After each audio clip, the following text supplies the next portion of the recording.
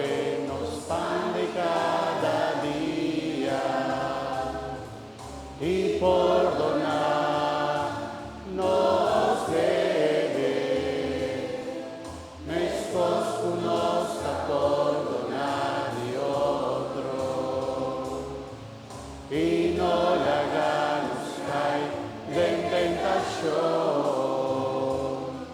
mas líbranos de tu mano.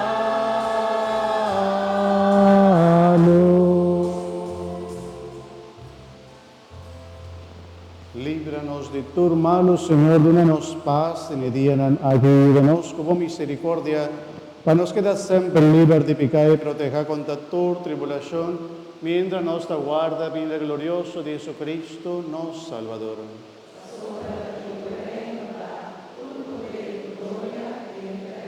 Señor Jesucristo, vos avisa, vos aposta en la mitad larga, vos paz, mitad de una voso. No míranos picanan, sino fe de tu iglesia, y según tu voluntad, donanos paz y unidad completo. A vos, puta viva y reina, dentro del siglo de siglo. Amén.